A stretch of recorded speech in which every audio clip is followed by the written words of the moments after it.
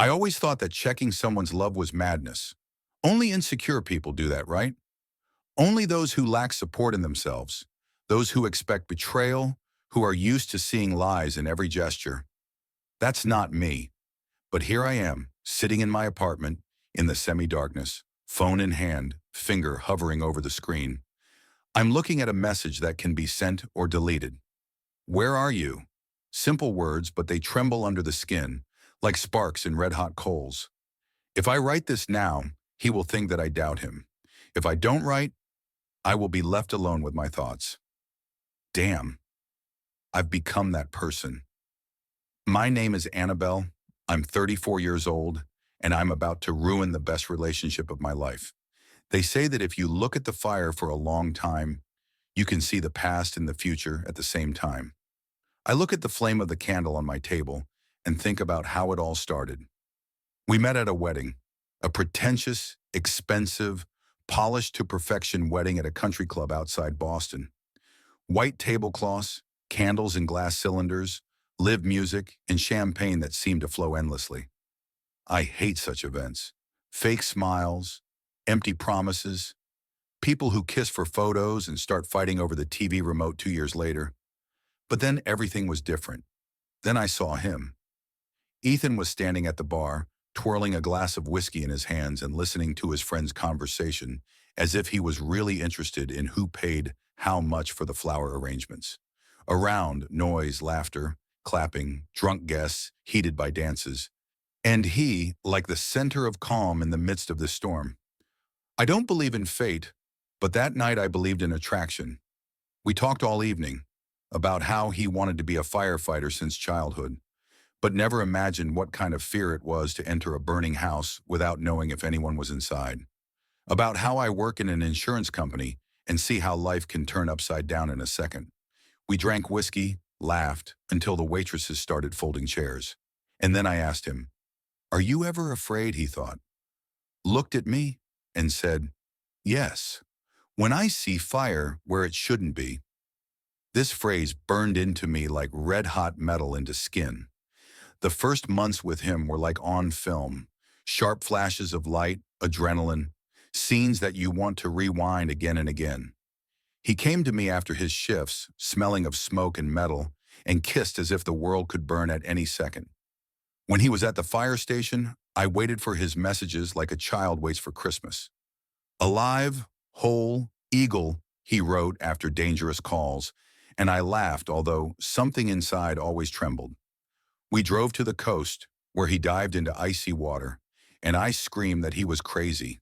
He made me climb to the top of a hill at 3 in the morning to look at the city from above.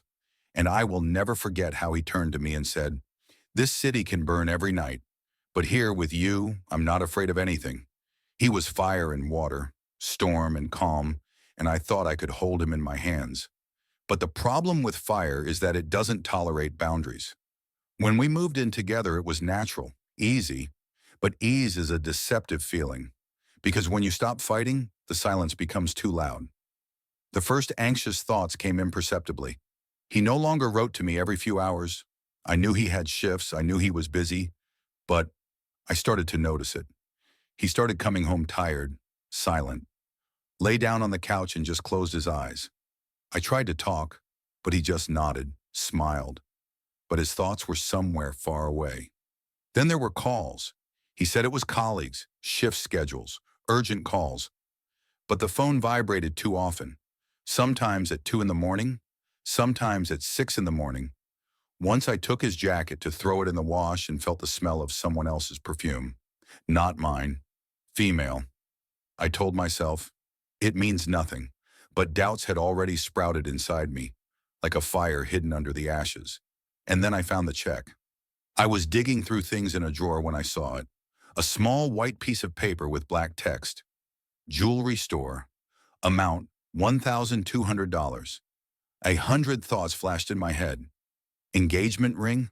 For me? Or... I sat and looked at this check like a fire approaching a powder keg. At that moment, I could choose.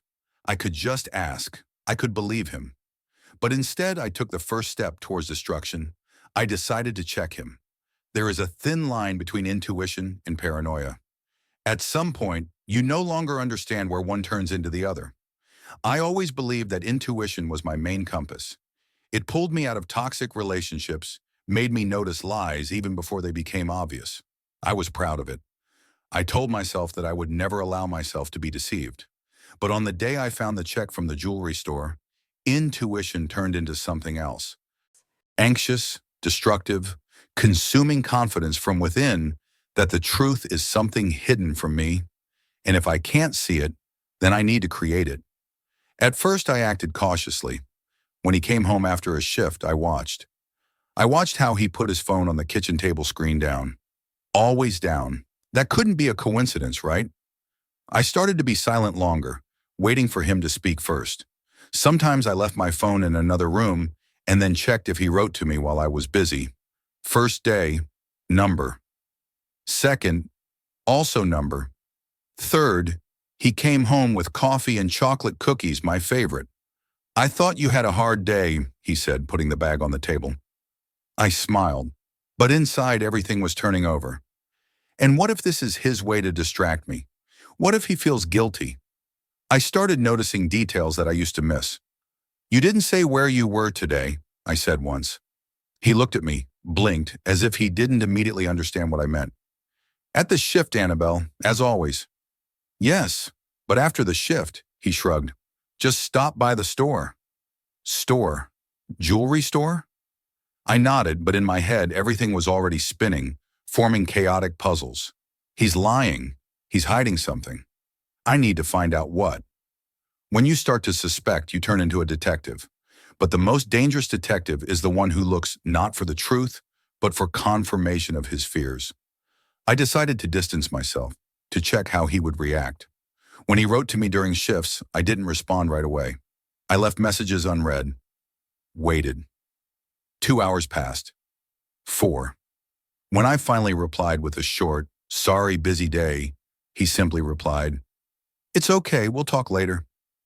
Take care of yourself. No panic, no accusations." And that meant only one thing. He was used to it. He was used to my absence. Used to the distance. My chest tightened with an unpleasant realization. And what if I am no longer the center of his universe? The next day I did what I shouldn't have done. I wrote a message to Tyler. "Thanks for yesterday, it was great." I knew it was a lie. We sat in a bar, talked about nothing, and most of the time I just checked my phone. But Ethan didn't know that. I left my phone on the couch next to him and went to take a shower. If he notices the message, if he asks, if he shows any emotions, I will be the winner. But when I returned, the phone was in the same place. No reaction, nothing. It was the worst punishment. Late at night, when Ethan was asleep, I sat on the floor of the living room and looked at his phone. I needed just one movement, just enter the code and scroll. I knew what would be there. I knew I would see something, because people always leave traces. But I couldn't. I couldn't because if I do this, if I see the truth, I won't be able to pretend that everything is okay anymore. I won't be able to pretend that I'm just checking. I took a deep breath, stood up, and went to the bedroom, and lay down next to him, knowing that there was already a chasm between us, a chasm that I myself had dug. I don't know how much time passed after the door slammed shut behind him. Minutes, hours. They merged into a single blurry feeling of emptiness. I sat on a kitchen chair, crossing my arms on my chest as if trying to hold back what was breaking out. Fear, anger, but most of all, shame. The first night without him was strange. I couldn't sleep. I turned from side to side, buried myself in his pillow, inhaled the faint scent that still remained on the pillowcase. But it was already fading.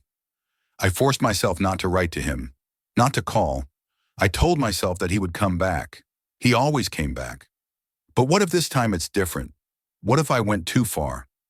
The next day I did what every woman does when she can't cope with anxiety. I started looking. Every corner of the apartment, his things, his drawers. I was looking for something that could explain to me. Where did he go? Will he come back? But I found only old receipts, a couple of notes that we once wrote to each other, his watch, which he always forgot before shifts, and emptiness. He left nothing. No note, No message. No hint that I was still part of his world. It was the worst. I called Kate. He left, I said, squeezing the phone so hard that my fingers turned white. A second of silence. Do you want me to say he'll come back? I want you to say that I didn't ruin everything, she sighed. Annabelle. I closed my eyes. He's just thinking, I exhaled.